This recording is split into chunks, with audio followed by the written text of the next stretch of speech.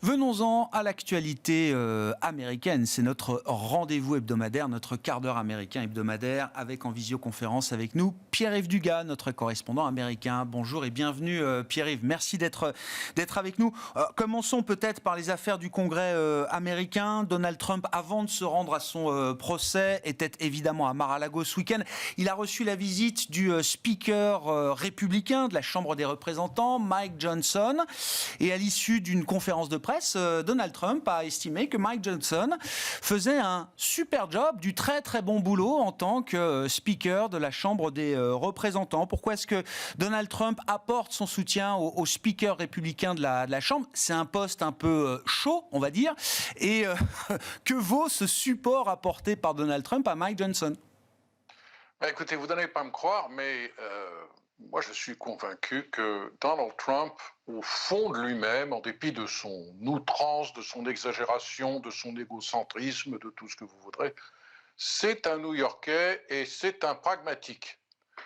Et il regarde les chiffres, il voit qu'il y a 218 élus républicains à la Chambre des représentants, il y a 213 démocrates, et il est impossible de trouver un speaker qui soit républicain, qui fasse un meilleur job que ce qu'essaye de faire depuis la mi-octobre Mike Johnson. Mike Johnson n'est pas parfait. Les plus trumpistes des trumpistes le détestent parce qu'il n'est pas assez à droite, il n'est pas assez populiste et il ose faire des choses qui sont, à leurs yeux, inimaginables, c'est-à-dire qu'il ose, sur certains textes législatifs indispensables et incontournables, faire appel à des voix démocrates pour faire passer les textes, alors que certains républicains vont voter contre. Le speaker est devenu, au cours des dernières années, non plus un personnage bipartite à la Chambre des représentants, mais est devenu de facto le leader du parti majoritaire, ce qu'il n'était pas nécessairement historiquement. Et à ce titre, eh bien, lorsque ce sont des républicains, même par une courte majorité, qui sont majoritaires à la Chambre, ils voudraient que leur speaker soit leur leader incontesté et que tout se fasse avec des voix républicaines. Ça n'est pas possible. Alors, invité vendredi à Mar-a-Lago par Donald Trump, Michael Johnson a échangé beaucoup de sourires et de poignées de main. Il a été couvert de louanges par Donald Trump qui a dit « Vous faites un très bon travail dans des circonstances difficiles » et c'était un coup de pied donné à Marjorie Taylor Greene, cette Trumpiste élue de Géorgie qui, un petit peu isolée depuis quelques semaines, dit « Si Mike Johnson ose soumettre à un vote un texte de loi prévoyant 60 milliards de dollars d'aide à l'Ukraine, je mettrai en branle la procédure pour qu'il soit destitué. » Elle peut le faire parce que les règles en place sont extrêmement souples en ce moment et que pratiquement n'importe qui peut demander la destitution et l'obtenir si le parti d'en face reste les bras croisés. Le président Trump, le futur président Trump peut-être, en tout cas l'ex-président Trump, a probablement sauvé la peau de Mike Johnson jusqu'au mois de décembre. Qu'est-ce que ça implique pour notamment le sujet du package d'aide à l'Ukraine? Alors on rappelle, c'est l'Ukraine, mais c'est aussi une aide militaire à Israël, une aide humanitaire à Gaza, une aide à Taïwan. Bref, tous ces dossiers-là sont bloqués pour l'instant au Congrès et notamment à la Chambre des représentants. Est-ce que le soutien de Trump vis-à-vis de Mike Johnson, est-ce qu'il y a derrière quand même le terrain d'une compromission, d'un compromis qui permettrait de faire avancer ce volet, ce package d'aide à la Chambre des représentants? Oui, probablement. Ce qui est important, ce n'est pas tellement ce que Donald Trump a dit à ce sujet, mais c'est ce qu'il n'a pas dit. Il a été questionné à ce propos dans la conférence de presse d'une trentaine de minutes qu'il a donnée avec Mike Johnson à Mar-a-Lago vendredi. Et quand on lui a demandé s'il était contre l'aide à l'Ukraine, il aurait pu dire oui, ce qui est la position de pas mal de gens sur la droite populiste du Parti républicain. Eh bien non, Donald Trump a dit on essaye de ficeler les choses de manière à ce que ce ne soit pas de l'aide, mais que ce soit un prêt. Alors un énorme prêt, tout de même, 60 milliards de dollars, qui pourrait être remboursé dans quel terme et quand, on ne sait pas, mais ce serait un moyen de faire passer les choses, parce qu'il y a encore quelques républicains, on va dire réganiens, qui pense que Vladimir Poutine est un dangereux impérialiste et qu'il n'est inimaginable que les États-Unis laissent tomber un allié comme l'Ukraine et laissent Vladimir Poutine gagner, sachant que si Mike Johnson, aujourd'hui, soumettait à un vote le texte qui a été adopté mi-février par le Sénat, il passerait avec une majorité de voix démocrates et probablement une courte majorité de voix républicaines aussi. L'idée d'organiser effectivement un méga prêt à l'Ukraine, si cette idée-là, effectivement, trouvait suffisamment de soutien au Congrès à la Chambre des représentants, ce serait une victoire pour Trump, définitivement, Pierre-Yves ? On est dans l'habillage électoral. Comment peut-on faire avaler aux plus populistes et aux plus isolationnistes le fait qu'il va falloir faire un chèque de 60 milliards de dollars à l'Ukraine ? Un, on va dire que ce n'est pas un vrai chèque et que c'est des prêts.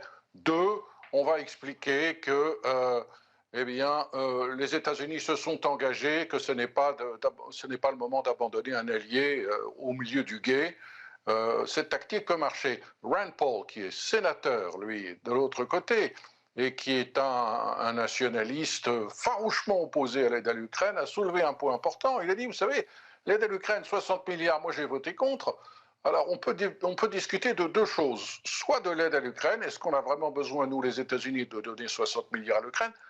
Mais deuxièmement, d'où vont venir ces 60 milliards ? S'il s'agit de les emprunter, à ce moment-là, moi je ne suis pas du tout d'accord. S'il s'agit de les trouver ailleurs, de réduire certaines dépenses pour les allouer à l'aide à l'Ukraine, peut-être. Ça serait un autre moyen de faire passer les choses. Dans quelle mesure les attaques de l'Iran contre Israël ce week-end peuvent avoir une influence sur les positions politiques aujourd'hui aux États-Unis et au sein du Congrès, Pierre-Yves ? Alors, Donald Trump a trouvé le moyen de rendre Joe Biden responsable de la situation en disant « Jamais l'Iran n'aurait osé faire cela ». Si les États-Unis avaient fait preuve de crédibilité et avaient soutenu avec plus d'ardeur et plus de véhémence l'État d'Israël, c'est une fois de plus un signe de la faiblesse et du manque de crédibilité de Washington qui a poussé Téhéran à agir de la sorte. Sur le fond, cette attaque qui n'a pratiquement pas fait de victimes en Israël n'a pas fondamentalement changé la donne pour les présidentielles. Peut-être est-ce que cela compliquera les choses pour Joe Biden si, sur sa gauche, on continue de lui reprocher de trop aider Israël qui continue de s'engager dans sa guerre à Gaza, ce qui a coûté beaucoup de soutien à Joe Biden sur sa gauche et en particulier chez les jeunes. Mais il semble qu'en s'abstenant de riposter, le gouvernement de Benjamin Netanyahou ait finalement ouvert une porte à des relations moins tendues avec l'administration Biden. Dans l'actualité des affaires, Pierre-Yves, les actionnaires de US Steel sont massivement d'accord pour être rachetés par le japonais Nippon Steel. Ce serait le plus gros deal de ce genre. Ce serait la plus grosse acquisition d'une entreprise japonaise aux États-Unis, peut-être ever. Est-ce que ce sera suffisant, Pierre-Yves ? Écoutez, les actionnaires votent leur portefeuille. Jusqu'en août dernier, l'action de US Steel valait $22. Nippon Steel leur en propose 55 à 98%, ils sont pour. Le problème, c'est que le marché, lui, dit cette action, elle ne vaut pas 55 aujourd'hui, elle n'en vaut que 43, ce qui est un moyen de dire on ne croit pas que cette transaction va se faire. Et on n'y croit pas depuis que Joe Biden a dit, je cite, US Steel doit rester dans les mains d'une société américaine. Alors c'est assez stupéfiant parce qu'il a dit ça quelques jours avant de recevoir à la Maison-Blanche, c'était la semaine dernière, le Premier ministre japonais. Le Japon est un allié des États-Unis. C'est un allié des États-Unis en particulier parce que le Japon a très peur de ce qui se passe en Chine. Et malgré cela, l'impératif de ne pas froisser les milieux syndicalistes est un impératif qui domine dans les préoccupations du président Biden, qui cherche à se faire élire, d'autant que de son côté, Donald Trump a lui aussi promis que dès le premier jour, s'il était élu, à son arrivée à la Maison-Blanche, il interdirait à une société étrangère de racheter US Steel. Alors, c'est assez stupéfiant cette situation, parce que quelle est l'alternative ? Nippon Steel promet non seulement d'acheter très cher une société qui est malade, US Steel, promet d'investir 1,4 milliard dans les vieilles usines de US Steel pour en faire, avec la technologie japonaise et les méthodes de production japonaises, un géant compétitif de l'acier sur le marché domestique de l'acier américain. Derrière l'opposition de Joe Biden, nous avons bien entendu US Steelworkers, le syndicat qui représente 10 000 ouvriers de US Steel, qui est très puissant dans les diverses usines de US Steel dans le Midwest, pas simplement en Pennsylvanie, un État pivot, mais aussi un autre État pivot dans le Michigan, et qui a fait un deal, lui, avec Cleveland-Cliffs, qui est le grand rival domestique de US Steel.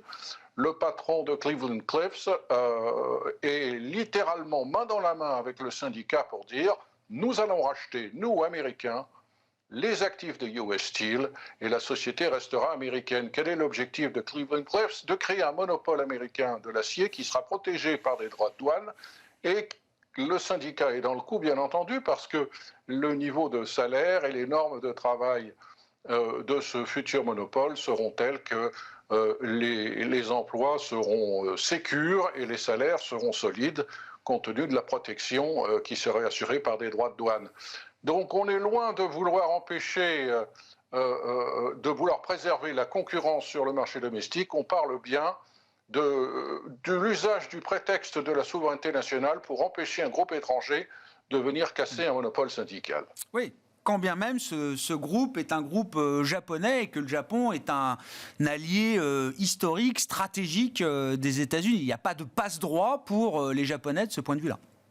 Alors, le problème, c'est que il y a deux grandes agences qui sont en train d'examiner la possibilité de cette transaction. La première, c'est le département de la justice, qui doit se fier à des normes économiques assez simples de concentration sur certains marchés et de préservation de la concurrence. Et puis, il y a le CFIUS, ce fameux comité interministériel qui est dirigé par le Trésor américain et qui doit lui rendre un rapport sur les considérations de sécurité nationale. Le problème, c'est que US Steel ne fabrique pas d'acier pour le Pentagone.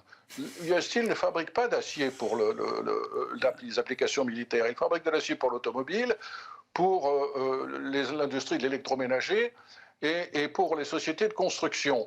Donc c'est au deuxième degré de la souveraineté nationale, la protection du marché national en cas de guerre, et l'on entend des républicains qui traditionnellement auraient été libre-échangistes prendre fait et cause pour des thèses protectionnistes, et ils ont en cela la protection, c'est le cas de le dire, de Donald Trump, qui a vraiment changé l'histoire américaine pour le Parti républicain et qui a accrédité l'idée qu'on peut être républicain et protectionniste.